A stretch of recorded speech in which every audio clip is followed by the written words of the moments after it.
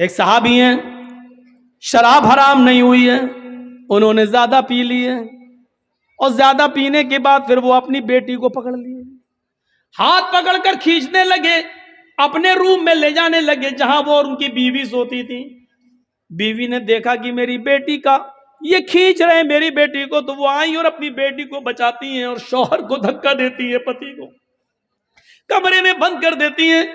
جب نشہ اترتا ہے تو وہ دروازہ اندر سے پیٹتا ہے، یہ دروازہ کھولتی ہے، وہ صحابی اپنی بیوی کو مارتے ہیں اور پیٹتے ہیں۔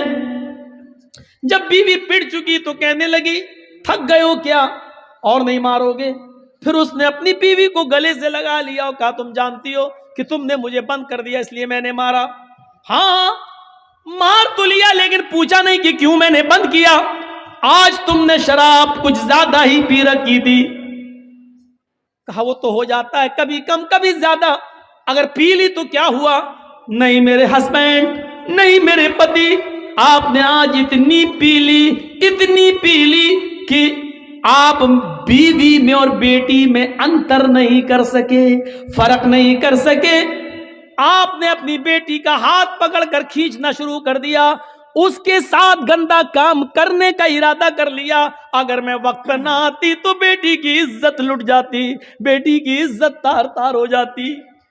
صحابی یہ جملہ سنتے ہیں آنکھوں میں آنسو آ جاتے ہیں، زاروں کی تار روتے ہیں، آسمان پہ نظر ڈالتے ہیں کہ اللہ یہی جملے سننے کے لیے تو نے مجھے زندگی دی ہے، کیا یہی مجھے سننا باقی رہ گیا تھا؟ یہ زمین پھٹ جاتی میں زمین میں دھس جاتا، آج کے بعد کون سا چہرہ لے کر میں اپنی بیٹی کے سامنے آؤں گا؟ پھر کہنے لگے اللہ تو گواہ رہنا، آج کے بعد میں شراب کو ہاتھ نہیں لگاؤں گا۔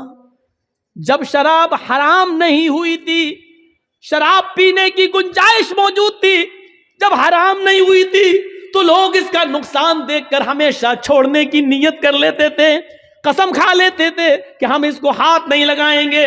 نوجوانوں جب حرام نہیں ہوئی تب لوگ اس کو چھوڑنے کی قسم کھا لیتے تھے، تمہارے نبی نے اس کو حرام قرار دیا ہے، حرام قرار دیا ہے۔ جیسے سور کا گوشت حرام ہے، جیسے گدھا حرام ہے، جیسے کتے کا گوشت تم نہیں کھا سکتے ہو یہ حرام ہے، اسی طریقے سے شراب حرام ہے۔ تم کیسے پی لیتے ہو، کیسے تمہارے حلق کے نیچے اتر جاتی ہے؟ قرآن اس کو شیطان کی گندگی کہتا ہے، انما الخمر والمیسر والانصاب والازلام رجس من عمل الشیطان۔ شراب، جوا، آستانوں کے نام پہ پھال چڑھائے ہوئے پھال، تیروں کے پھال، جوا اور انصاب، ازلام اور پانسے کے تیر، یہ ساری کی ساری چیزیں رجس من عمل الشیطان، شیطان کی گندگی ہیں۔ اللہ نے یہ نہیں کہا حرام، رجس من عمل الشیطان، شیطان کی گندگی ہیں۔ ایک انسان اپنی گندگی نہیں کھا سکتا ہے، دوسرے کی گندگی کھانا تو بہت دور کی بات۔ آپ نے یہاں لیٹرین کی کھا کے دکھاؤ، نہیں کھا سکتے ہو۔ آپ اپنی گندگی نہیں کھا سکتے ہو، دوسرے کی تو بہت دور کی بات۔ اللہ نے کہا یہ سب چیزیں حرام نہیں، رجس من عمل الشیطان، شیطان کا پائخانہ ہے، شیطان کی گندگی ہے، شیطان کی لیٹرین ہے، کھاؤ۔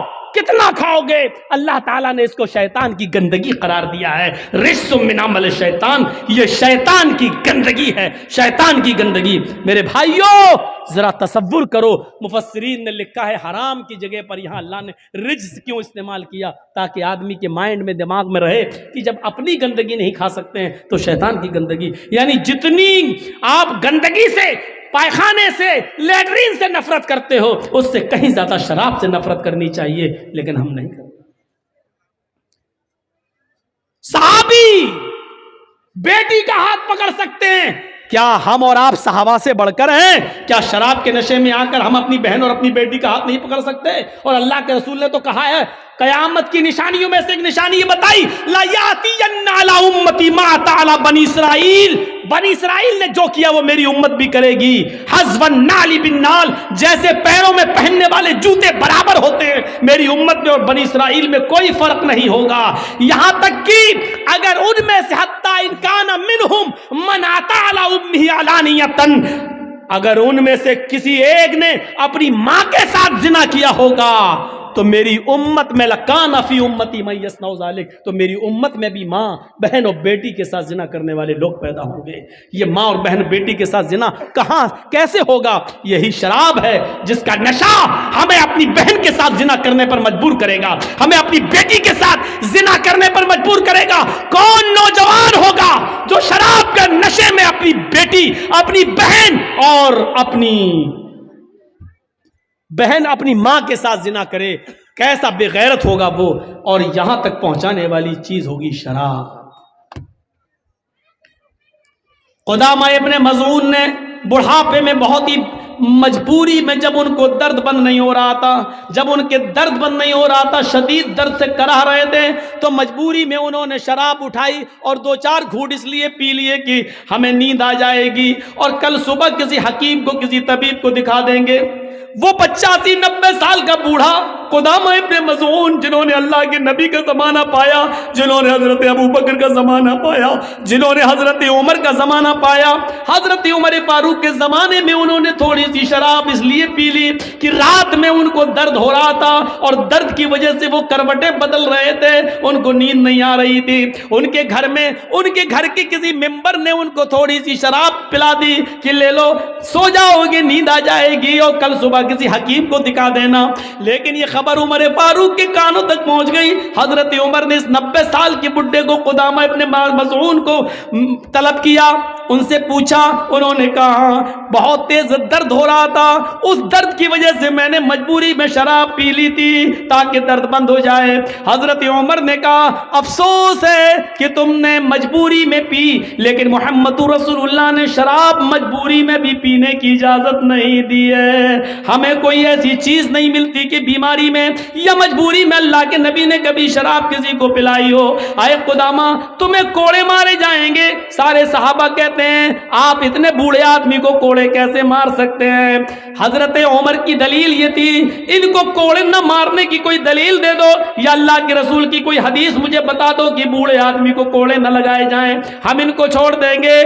لوگوں نے پھر میٹنگ کی اور کہا ٹھیک ہے کوڑے مارنا ہی ہے، 40 تو مارو، لیکن ان کو صحیح ہو جانے دو، ان کی طبیعت خراب ہے، یہ لاٹھی لے کر چل رہے ہیں، بستر پر لیٹے رہتے ہیں، اب ان کو کچھ طاقت آ جانے دو پھر کوڑے مار لینا۔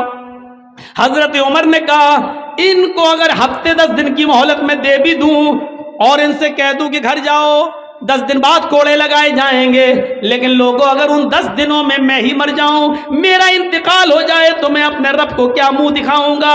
پھر قدامہ ابن مظعون کو کھڑا کر دیا حضرت عمر فاروق نے، اور اس 90 سال کے بوڑھے کو جس نے مجبوری میں شراب پی تھی ان کو 40 کوڑے مارے گئے۔ ان 40 کوڑوں کا اثر قدامہ ابن مظعون کے اوپر یہ ہوا کہ پھر وہ پوری زندگی بستر سے اٹھ نہیں سکے، پھر وہ لیٹرین بستر پہ کرتے تھے، پیشاب بستر پہ کرتے تھے، وہ 1 سال 1.5 سال 2 سال اس کے بعد زندہ رہے، لیکن جتنے دن زندہ رہے وہ بستر سے اٹھ نہیں سکے۔ حضرت عمر کے کوڑے مارنے کے بعد یہاں تک کہ اسی حال میں ان کا انتقال ہوتا ہے۔ میرے بھائیوں، حضرت عمر فاروق نے ان چیزوں کی پرواہ نہیں کہ اس بوڑھے آدمی کو بھی کوڑے مارے۔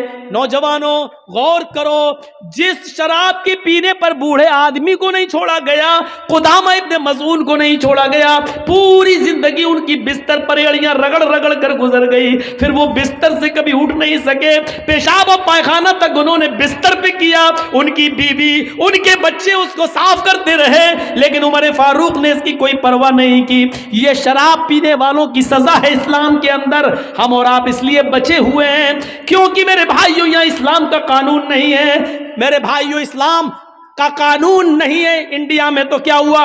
اپنے دلوں پر اسلام نافذ کرو۔ سب سے بڑا مسلمان وہ ہے جو اسلام کے قانون کو اپنے دل پر نافذ کرے، جو شریعت کو خود اپنے دل سے مانے، محمد رسول اللہ کے بتائے ہوئے راستے پر خود چلے اور دوسروں کو چلنے کا حکم دے۔ میرے بھائیوں یہ ہے وَلَا تَشْرَبَنَّ خَمْرًا فَإِنَّهُ رَأْسُ كُلِّ فَاحِشَةٍ، ہر برائی کی جڑ ہے، اس لیے شراب مت پینا۔ اور 5ویں چیز یہ بتائی وَإِيَّاكَ بِالْمَعْصِيَةِ فَإِنَّ بِالْمَعْصِيَةِ حَلَّ سَخَطُ اللَّهِ۔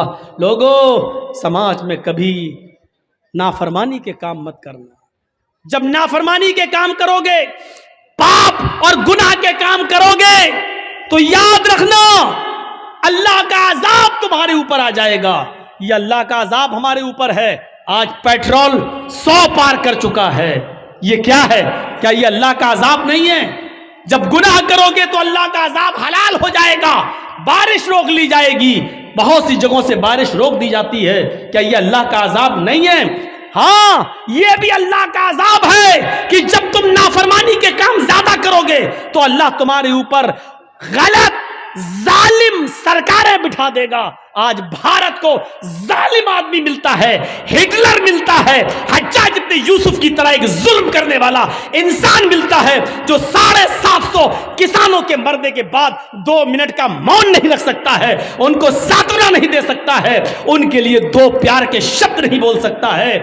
جب NRC اور CA پر مسلمانوں کو گولیوں سے مارا جا رہا تھا تو ان کے لیے ایک رحم کا لفظ اس کی زبان سے نہیں نکل سکتا ہے. یہ ہماری نافرمانی کا نتیجہ ہے. جب تم گناہ کرو گے تو ہم تمہارے اوپر ظالم اور جابر حکمراں بٹھا دیں گے. یہ اللہ کا عذاب نہیں تو اور کیا ہے ہمارے اوپر، کیونکہ ہم گناہوں سے اپنی زندگی کو لبریز کیے ہوئے ہیں، بھرے ہوئے ہیں. ہمیں اپنی زندگیوں کو گناہوں سے بچانا ہے. میں نے 5 چیزیں بتائی ہیں، 5 چیزیں ابھی باقی ہیں، صرف سن لو وہ 5 چیزیں کیا ہیں. پہلی چیز، شرک مت کرنا، چاہے جلا دیا جائے یا قتل کر دیا جائے، ایک چیز. دوسری چیز، ماں باپ کی نافرمانی کبھی مت کرنا، چاہے وہ تمہیں اپنے گھر سے نکال دیں یا بیوی بچوں سے بے دخل کر دیں. تیسری چیز، فرض نماز کبھی جان بوجھ کر مت چھوڑنا.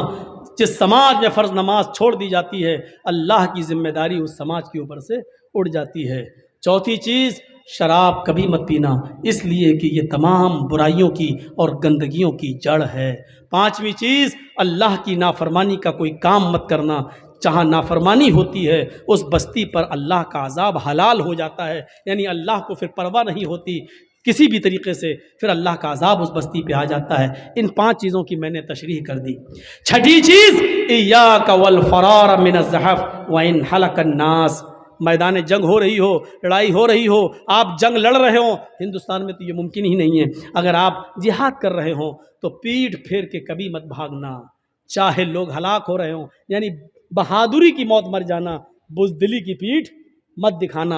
کبھی بھی میدان جنگ سے منہ پھیر کر پیٹھ دکھا کے مت بھاگنا.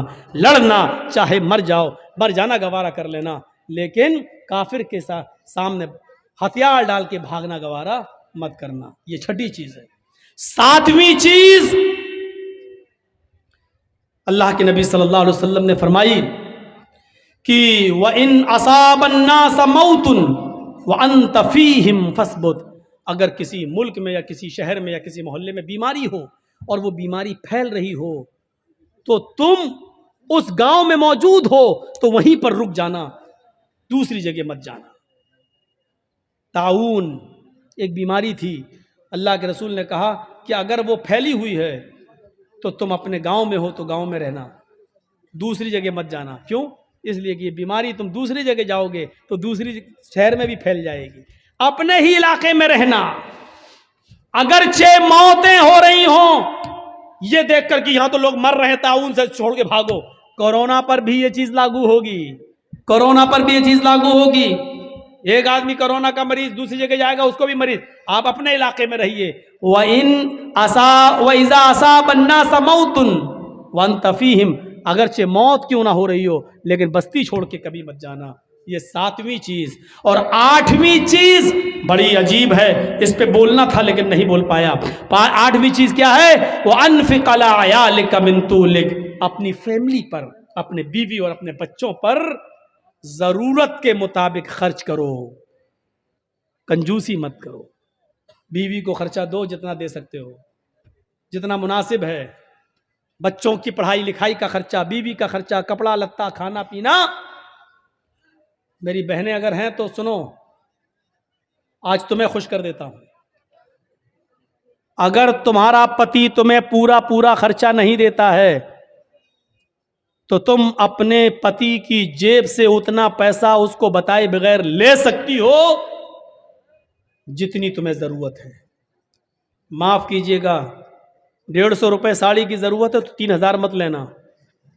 میں یہ باتیں بہت کم بتاتا ہوں، اس لیے کہ ایک جلسے میں ہم اپنی بیوی کو لے کر گئے تھے اور وہاں ہم نے یہ بتا دیا، دوسرے دن میری ہی جیب سے 5,000 غائب ہو گئے۔